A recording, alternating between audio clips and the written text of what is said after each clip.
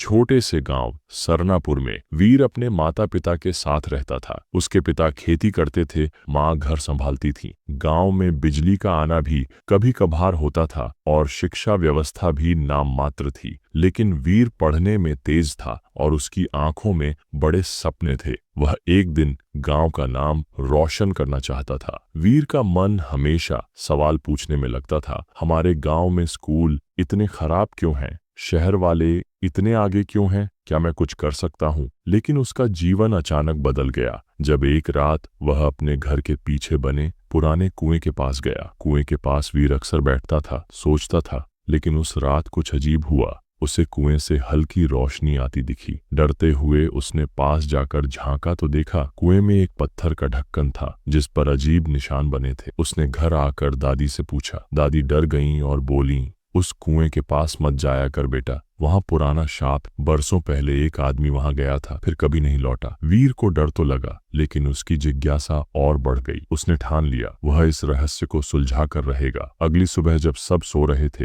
वीर एक रस्सी और टॉर्च लेकर कुएं के अंदर उतर गया। नीचे उतरते उतरते उसका दिल जोर से धड़क रहा था। पत्थर का ढक्कन हटाने पर उसे एक संकरी गुफा का रास्ता मिला। सांस रोकते हुए वह अंदर गया।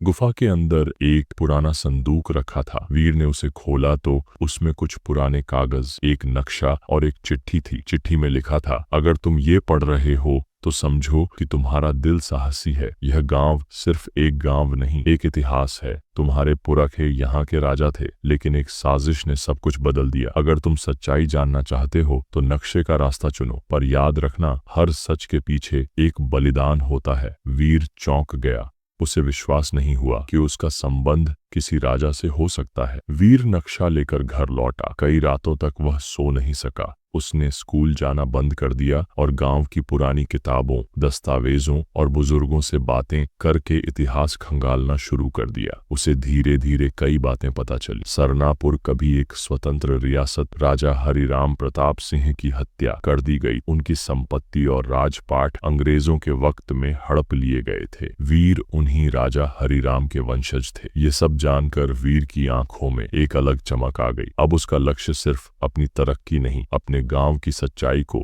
सामने लाना भी था। वीर ने जब यह बात गांव के प्रधान को बताई तो उसने हंसकर टाल दिया। लेकिन एक रात वीर पर हमला हुआ। दो नकाबपोश लोगों ने उसे डराने की कोशिश की। तभी उसे एहसास हुआ यह सिर्फ इतिहास नहीं, आज का भी राज है। उसने पुलिस में शिकायत दर्ज की लेकिन कुछ नहीं हुआ। धीरे धीरे गांव के कुछ लोगों ने उससे दूरी बनानी शुरू कर दी। लेकिन एक व्यक्ति था, मास्टर रमेश, जो उसके साथ खड़ा रहा। रमेश जी ने कहा, वीर, तुम्हारे जैसा लड़का ही इस गांव की तकदीर बदल सकता है। डरो मत। सच्चाई अगर दबी रहे तो उसका मतलब ही क्या? वीर ने अपने मोबाइल से वीडियो बनाना शुरू किया। गांव की सच्चाई, उसकी खोज, नक्शे की तस्वीरें, इतिहास के सबूत, सब कुछ इंटरनेट पर डाल दिया। देखते ही देखते वह वीडियो वायरल हो गया। राज्य के एक इतिहासकार ने उसे संपर्क किया। उसने वीर को रिसर्च के लिए बुलाया और सबूतों के आधार पर एक रिपोर्ट तैयार की। सरकार ने विशेष जांच आयोग गठित किया और कुछ ही महीनों में यह प्रमाणित हो गया कि वीर सच कह रहा था। सरनापुर को ऐतिहासिक क्षेत्र घोषित किया गया। वीर को उसकी मेहनत के लिए युवा इतिहास शोधकर्ता पुरस्कार मिला। उसके गांव में एक नया स्कूल खुला। बिजली और पानी की व्यवस्था सुधरी। लोग उसे एक नायक की तरह मानने लगे। लेकिन वीर ने कभी घमंड नहीं किया। वह कहता, मैं सिर्फ एक लड़का हूँ जो सच्चाई के पीछे भागा। अगर मैं कुछ बन सका तो सिर्फ इसलिए क्योंकि मैंने डर को जीत लिया। उसने अपने गांव में एक ज्ञान केंद्र खोला जहां वह बच्चों को पढ़ाता है और सिखाता है कि सपने देखने से ज्यादा जरूरी है उन्हें पूरा करने की हिम्मत रखना। ये कहानी हमें सिखाती है कि सच्चाई चाहे कितनी भी दबाई जाए, अगर आपके अंदर जुनून और ईमानदारी है तो आप अंधेरे से भी उजाला निकाल सकते हैं। वीर जैसा साहस हम सभी के अंदर होता है, बस हमें उसे पहचानने की जरूरत है।